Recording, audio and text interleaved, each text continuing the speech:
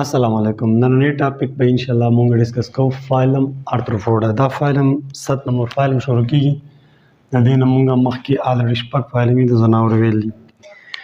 نو دی آرثروپوډا د لفظ ته ګورو، دې کې چې کوم د آرثرس وایي جاینټډ او پوډس وایي لیګ، پنډۍ یا خپې یا لیمز چې څه ورته ویلی شي. نو ګوره دا جاندار دی، دا زموږ یو انسیکټ دی، د آرثروپوډا یو جاندار دی. په دې کې چې دا کوم لیمز دا وګورئ، دا ټیک دا په دې کې باندې راغلی، بیا دا جوړ دی، بیا داسې راغلی دلته دا جاینټ دی، جاینټ دلته وګورئ، دا دلته جاینټ دی، کلیر، دا همداسې جاینټ دی. نو دې خپو د دې جوړونو د وجې نه د دې نوم ایښودل شوی دی آرثروپوډا، ځکه د آرثروپوډا معنا ده جاینټډ لیګس. جاینټډ لیګس مطلب داسې خپې لاسونه چې هغه کې جاینټ دی، لکه دا جاینټ دی، دا جاینټ دی، داسې دا جاینټ دی، دیو کې داسې جاینټډ لیګس دي. دغه مخامخ تاسو ښکاري. د دې اوس خبره کوم د هیبټ مقصد دا دی چې دوی خپل ژوند تېروي څنګه. نو په دې کې څوک دي فری لیوینګ، ټیک ده، او څوک به دي کې دي پیراسایټک. د دې د هیبټیټ خبره کوو چې لکه دوی په کوم ځایونو کې اوسېږي. نو د دې خبره ده آل ټایپ اف هیبیټیټ، مطلب زموږ سره دا درې هیبیټیټ دي، لکه د اوبو هیبیټیټ دی، د وچې دی، او بره د هوا. دوی تقریبا مختلف ځایونو کې اوسېږي. څوک داسې آرثروپوډ چې په اوبو کې اوسېږي، څوک په دې وچه اوسېږي، او څوک بره په هواګانو کې اوسېږي. په دې پسې بیا بله خبره مونږ کوو چې دا لارجسټ فایلم. ګوره زموږ چې څومره کینګډم انیمیلیا ده، تر ټولو نه زیات ځناور یا زیات تعداد کې جاندار ځناور په دې کې، او هغه تقریبا 75% دي. 75% ځناور په دې آرثروپوډا کې موجود دي، او دا باقي چې 25% دي هغه په دې باقي فایلمونو کې هغه تقسیم شوي دي. اوس موږ د دې د باډي خبره کوو. باډي د دې خبره دا ده چې دا سیګمنټډ باډي ده. سیګمنټډ باډي دا ده چې دا ځان له کمپارټمنټ دی، ځان له کمره غوندې کې ځای پکې. د دې سیګمنټډ ټکي نه مخکې زه تاسو ته پوه کوم چې د دې درې حصې د دې ځناور څو حصې دي. یو حصه یې دا ده، کلیر، دې حصې ته موږ وایو هیډ، کلیر.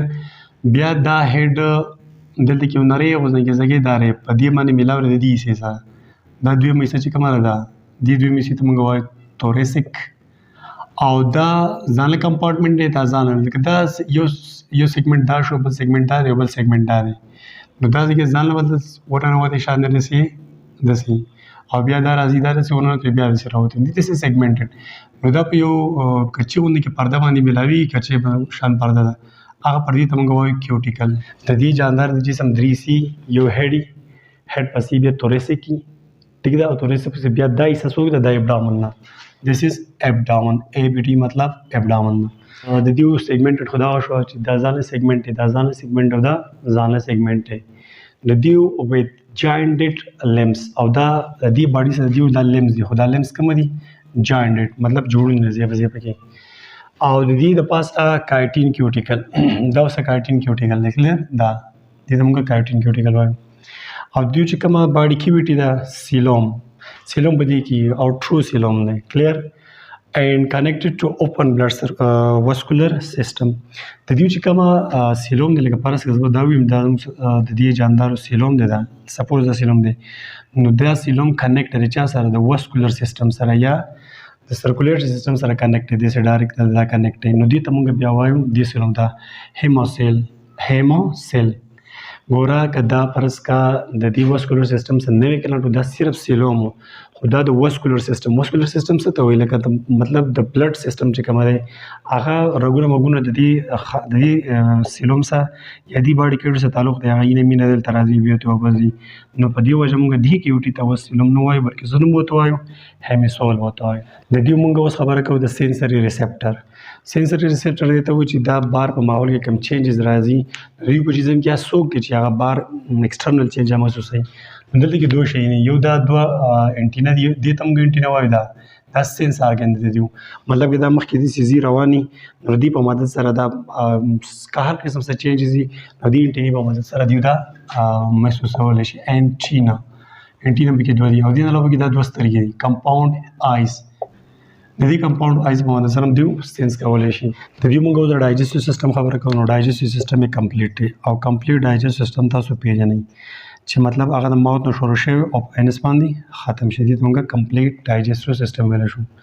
د نروس سیستم خبرې کوو. نروس سیستم دا دی لکه فرض کا دا د دیو باډي ده، دی سر دی، ټیک ده، هغه هیډ دی، او دی توریسک دی، کلیر، او توریسک پسې بیا دا ابډامن دی. دا نو دلته کې افیر اف ګنګلیاني، فیر اف ګنګلیان مطلب هغه دوه ګنګلیاني، نو دوی اوس یو نه ریکارډ راوتې یو نه بل د بل نه، او بیا داسې سیده راغلی په دې جسم کې راغلی، دا دواړه ته یو شوي دي، بیا د سنګل جوړ شوی دی داسې، کلیر. نو دې نه بیا نرو سواره شوي دي، دس از کالډ ناروکارډ. نو دا ردیو شو نرو سیسټم، فیر ګنګلیا اینډ ناروکارډ. د دې موږ اوس د ایکسکریټري سیستم خبر کوو. ایکسکریټري سیستم هغه سیستم چې د جاندارو د جسم کې کوم فضول ماده ده هغه په دې بار څوک باسي، نو هغې دپاره صرف تاسو د دې ټیوب د نوم یاد کړئ، مالفیجن ټیوب. دا یو قسم نلۍ دی په دې جسم کې، سپوز د هغه نلۍ دا شروع ده، فرض کړو نلۍ ده، کلیر. نو دې نلۍ په مدد سره دا سامان بار ته وځي، مالفیجن ټیوب. د دې د ریسپایریشن خبره کوو، لکه دوی ساه څنګه اخلي. نو په دې کې مطلب بعض جاندار د ټریکیا په مدد سره ساه اخلي، ټریکیم، ټیک ده، مطلب ټریکیا بیا هغه لنګس ته هوا وړي، او څوک یې د ګیلز په مدد سره اخلي. نو د وچې هغه چې کوم وچ یا په هوا کې اوسېږي نو هغه تھرو ټریکیا ساه اخلي، کلیر ده، او څوک چې په اوبو کې اوسېږي نو هغه بیا د ګیلز په مدد سره ساه اخلي. د دې د بلډ سرکولیټري سیستم خبره کوو، نو دې بلډ سرکولیټري سیستم دی اوپن بلډ سرکولیټري سیستم دی، او اوپن بلډ سرکولیټري سیستم تاسو پیژنئ، لکه فرض کو دا زموږ سره د دیو زړه شو، د دې ارتروپود زړه دی، کلیر. د دې نالۍ راوتې ده، کلیر. دا نالۍ راوتې نو دا وینه ویسي چېرته په یو خاص خالي سپیس کې یا په خالي کیوټي کې ګزار کړي، د دغه کیوټي نه دوباره دې پیپ ته راشي او دا وینه بیا واپس زړه ته راشي. دس از کالډ اوپن سرکولیټري سیستم. او بله خبره واورئ چې د دیو کوم بلډ دی، په هغه بلډ کې د دیو سره هیموګلوبین نشته. د هیموګلوبین په ځای باندې د دیو په جسم کې وي هیماسینین وي، هیماسینین کې د آیرن په ځای دلته کې کاپر وي، ټیک ده، هغه پروټین او پروټین سره کاپر، دلته پروټین او پروټین سره آیرن هیموګلوبین جوړوي. دوی په جسم کې آیرن نشته، دوی په جسم کې هیماسینین دی، کلیر. دغه هیماسینین د وجې نه چې بیا دوی کومه بلډ جوړېږي د هغې بلډ نوم دی هیمولیمف، هیمولیمف، ټیک ده. هغې ته موږ هغه بلډ لایک سټیج چې دی هغه موږ ته هیمولیمف وایو. دا خو د سرکولیټري سیستم خبره شوه. دوی د ریپروډکشن خبره کوم، لکه چې دوی خپل بچي څنګه پیدا کوي. نو دوی په خپل بچي پیدا کوي سیکچولی، کلیر، سیکچولی. او سیکچولی چې دوی پیدا کوي نو په دوی کې به میل ځان لري او فیمیل به پکې ځان لري. نو دلته کې میل او فیمیل چې بیا کله یو ځای شي، نو میل چې کله فیمیل له خپل سپرم ورکړي هغه به لاړ شي د فیمیل په جسم کې به د انډې سره میلاو شي، نو دې ته موږ انټرنل فرټیلایزیشن وایو. نو په دې کې فرټیلایزیشن دنده کېږي، کلیر. د دیو د ډیولپمنټ خبره کوم. ډیولپمنټ مطلب دا دی چې لکه د دیو چې کوم انډې واچي د هغه انډې نه دا بچی بیا څنګه جوړېږي. نو دا په دوه قسمه باندې، یو ته موږ وایو کمپلیټ میټامورفیزم او یو ته موږ وایو انکمپلیټ میټامورفیزم.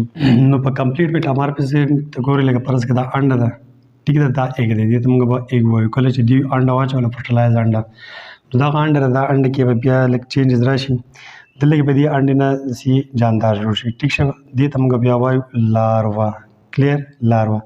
او دا لاروا بیا د څه ټایم لپاره یو بل سټیج ته ورشي، هغه سټیج ته بیا موږ پیوپا وایو، پیوپا به دې جوړ شي. او دا پیوپا به بیا لږ ټایم پورې او پیوپا نه بیا اډلټ جوړ شي. کمپلیټ چې کوم څنګه جاندار ده او دغه شان جاندار به جوړ شي.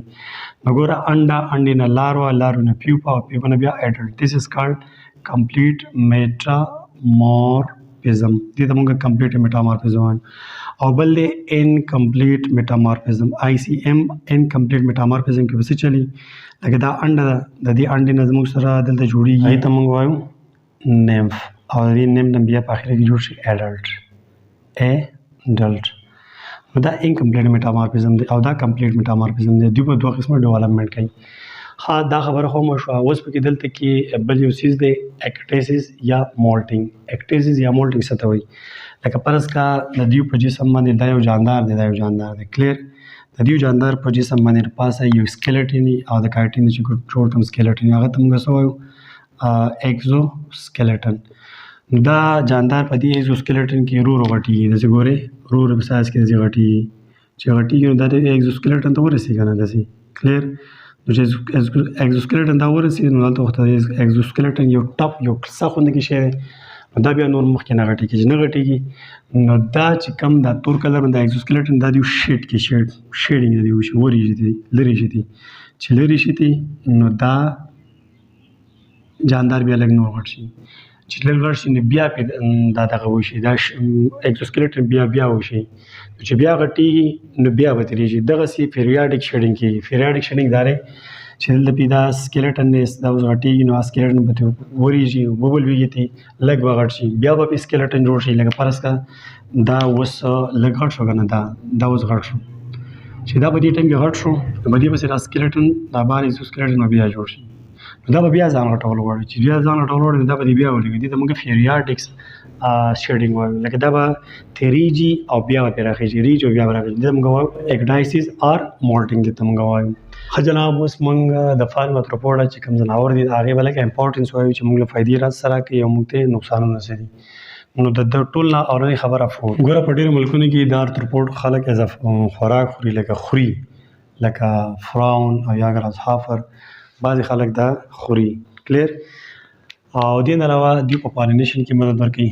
پالینیشن دې ته وایي چې که فرض کړه دا یو بوټی دی په دې بوټي کې دا ګل دی او په دې ګل کې دا سټیمن دی په سټیمن کې هغه پولینګرین وشي کلیر دا پولینګرین نو دا آرثروپوډ راشي په دې باندې کښېني د دې خپو او زورو پورې دا پولینګرین وغورځي. دا بیا والوځي چې ته بل ګل ته لاړ شي چې بل ګل ته لاړه نو دا پولینګرین هلته د هغې فیمیل سټیمن ته ورولېږي او هغه پولینګرین یا سپرم لاړ شي په اورې کې دا انډه سیمیلار شي نو بیا مطلب پالینیشن ته د دې بوټي نه یا د یو ګل نه بل ګل ته دا پولینګرین دا په دې کې مدد ورکوي آرثروپوډس. اول سکیوینجر دا دی چې دې کې ډېر داسې حشرات دي چې هغه دا مړه شیونه خوري. یو شی مړ شي او هغه پروت وي نو دا حشرات پسې راځي او هغه خوري نو هغه تعالی د دې ځمکې نه ختموي. او د دې کمرشل یوز ډېر زیات دی. لکه ګوره دا آرثروپوډ موږ له دې څه شی پیدا کوي چې هغه بیا په ډېر زیات په های قیمت باندې خرڅېږي په هغې بیا خلک روپۍ ګټي.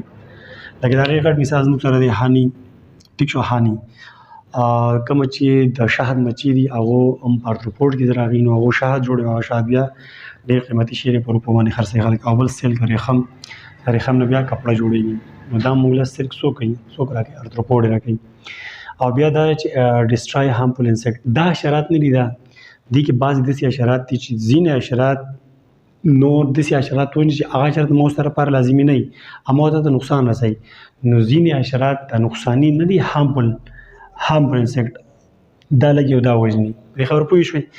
فرض کړه دا یو حشرات دی موږ ته د دې پیدامه یا نقصان نشته خو دې راته نقصان شي نو دا راشي دا وخوري. نو بعضې حشرات موږ له هارمفul حشرات ختموي انسیکټ ختموي. ایز ا ویکټر په دې کې بعضې حشرات دي چې هغه ایز ا ویکټر کار ادا کوي. ګور یو د فزیکس ویکټر دی یو د بایولوژي ویکټر دی. د فزیکس ویکټر خبر موږ دلته نه کوو. دلته کې ویکټر دا دی چې دلته کې به داسې یو حشرات وي چې هغې په جسم کې بدن د بل څوک پروت وي او هغه شی به د بل چا جسم ته دا کس پې رسوي. لکه فرض کړه ظاهره خبره ده پلازموډیم دی. پلازموډیم زموږ سره د ماسکیټو په جسم کې دنده او دغه ماسکیټو زموږ جسم ته څوک را رسوي ماسکیټو را رسوي. نو دا ماسکیټو دا ماشي زموږ سره ویکټر دی. پلازموډیم زما او ستا جسم ته را رسول دا چا ذمهواري ده دا د ماشي کار دی. نو دغه آرثروپوډ دی نو دا ایز ا ویکټر هم کار کوي. دلته دې نه علاوه ټرایپسونوما یو بل یو جراثیم دی چې هغه زموږ جسم ته هم را رسوي. سی پلانټو ته سی یو حشرات دی یو انسیکټ دی د هغو په جسم کې هغه دنده چې دا کله چې یو انسان وشي چې د هغو جسم ته هغه ټرایپسونوما جسم ته دنده کوي. دې نه علاوه فوز انسیکټ په دې کې بعض داسې حشرات چې هغه پوز نه چې تا وچ شي تا ته په ټیک ټاک نقصان رسوي.